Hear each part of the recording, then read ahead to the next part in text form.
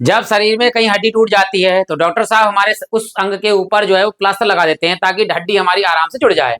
इसी प्रकार बहुत सारी मूर्तियां बनती हैं, तो वो तत्व से बनती हैं प्लास्टर ऑफ पेरिस से। तो इस वीडियो में हम प्लास्टर ऑफ पेरिस का अध्ययन करेंगे, जो कक्षा 10 विज्ञान का टॉपिक है। इसमें हम निर्माण विधि, भौतिक गुण, रासायनिक गुण और उपयोग पूरे कॉन्सेप्ट के साथ अध्ययन करेंगे। यदि वीडियो अच्छा लगे तो आप लाइक कर सकते हैं, कमेंट बॉक्स में कमेंट कर सकते हैं और प्ले लिस्ट में जाकर बहुत सारी चीजें देख सकते हैं। फिलहाल शुरू करते हैं यह वीडियो अपना। तो सबसे पहले प्लास्टर ऑफ पेरिस का रासायनिक नाम क्या होता है? इसका नाम रासायनिक होता है कैल्शियम सल्फेट हेमी हाइड्रेट। इसका अणु सूत्र क्या होता है? CaSO4 into 1/2H2O। इसको हम इस तरह बोल सकते हैं CaSO4 इंटू हाफ H2O, या अगर हम इसमें 2 से गुणा कर दें तो जब 2 से गुणा करेंगे तो यहां 2 से गुणा हो जाएगी 2, ब्रैकेट में CaSO4, इसमें हमने 2 से गुणा कर दी है, इंटू में जब इसे 2 से गुणा करेंगे 2 कट जाएगा हमारे पास में, तो केवल बच जाएगा H2O। तो एक इस तरह लिखा हुआ मिल जाए CaSO4 इंटू हाफ H2O, या 2 ब्रैकेट में CaSO4 इंटू में H2O। तो ये दोनों सूत्र जो है वो हमारे प्लास्टर ऑफ पेरिस के होते हैं, जिसका रासायनिक नाम होता है कैल्शियम सल्फेट हेमी हाइड्रेट। अब इसके बनाने की विधि क्या है? सबसे पहले हम लेते हैं जिप्सम। जिप्सम का सूत्र होता है CaSO4 इंटू 2H2O को 373 केल्विन ताप पर गर्म करने पर हमें क्या चाहिए? हमें प्लास्टर ऑफ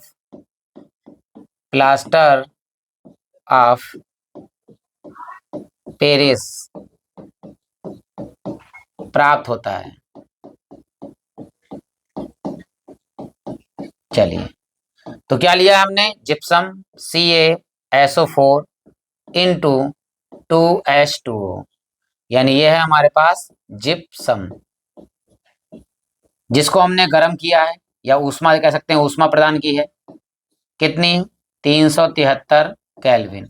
तब हमें प्राप्त हुआ है CaSO4 इंटू हाफ H2O। इसका नाम है प्लास्टर ऑफ पेरिस, या ले सकते हैं हम कैल्शियम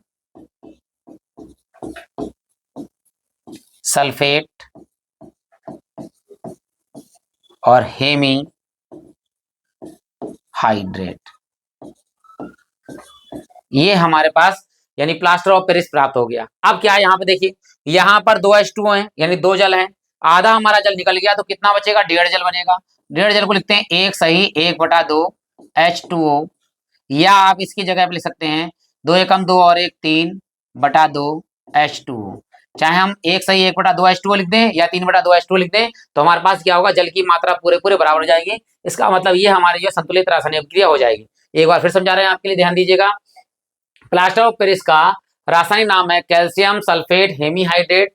इसका सूत्र लिख सकते हैं, अणुसूत्र CaSO4 इंटू हाफ H2O। अगर हम 2 से गुणा करेंगे तो 2 यहाँ आएगा, ब्रैकेट में आएगा CaSO4 ब्रैकेट बंद, इंटू में 2 H2O।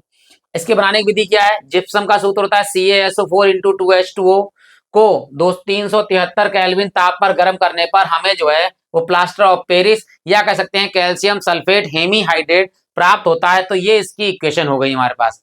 अब पढ़ते हैं इसके भौतिक गुण क्या है। देखिए, सबसे पहले इसके भौतिक गुण।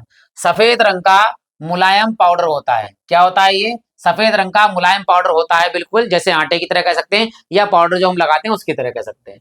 पानी में क्या है? ये अघुलनशील है। जिस प्रकार पानी में आटा नहीं घुलता है, उसी प्रकार ये भी नहीं घुलेगा। सॉरी, हाँ, ये भी नहीं घुलेगा, अघुलनशील है ये हमारा। अरे सॉरी, एक मिनट, ठीक, हाँ, ये हमारा अघुलनशील है, यानी पानी में जो है ये अघुलनशील है, घुलता नहीं है पूरी तरह। जैसे आटा नहीं घुलता वैसे नहीं घुलता है। और छूने पर कैसा? मुलायम मुलायम महसूस होता है, यानी स्मूथ, बिल्कुल मुलायम। जैसे हम पाउडर को छूते हैं, जैसे जो हम लगाते हैं पाउडर डर्मिकुल वगैरह गर्मियों में, तो उस पाउडर की तरह जो है ये बिल्कुल उसी तरह से मुलायम होता है। आगे देखिए, पानी मिलाने पर जल्दी सख्त हो जाता है। जल्द सख्त कैसे हो जाता है? जिस प्रकार हार्ड हो जाता है, जिस प्रकार सीमेंट में अगर हम पानी मिला दें तो सीमेंट क्या हो जाता है? हार्ड हो जाता है। उसी प्रकार प्लास्टर ऑफ पेरिस में अगर हम पानी मिला देंगे तो वो भी उसकी तरह हार्ड हो जाएगा। आगे होता है, ये हल्का होता है, लाइट वेट में होता है, इसे आसानी से ले जाया जा सकता है। यानी बाकी चीजें मतलब भारी होती हैं, लेकिन प्लास्टर ऑफ पेरिस जो है वो क्या होता है? हल्का होता है। आगे इसके पढ़ते हैं रासायनिक गुण। तो देखिए सबसे पहले की रासायनिक गुण क्या है? Chemical properties.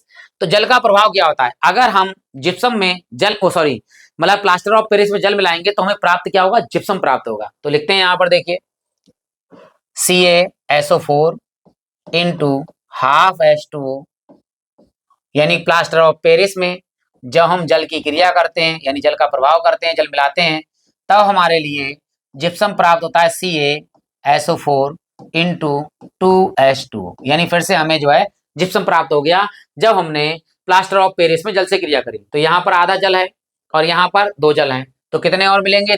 1.5 जल, यानी कि 3/2 लिख देंगे। तो ये हमारी अभिक्रिया क्या हो गई? बैलेंस हो गई। इसके बाद ये पहला है रासायनिक गुण, और ये दूसरा आ गया। देखिए ऊष्मा का प्रभाव 2 तरह से होता है, यानी हीटिंग इफेक्ट क्या होता है? जब हम इसे 473 डिग्री पे मतलब केल्विन पर गर्म करते हैं तो क्या होता है, और 673 डिग्री पे गर्म करते हैं तो क्या होता है। चलिए शुरू करते हैं।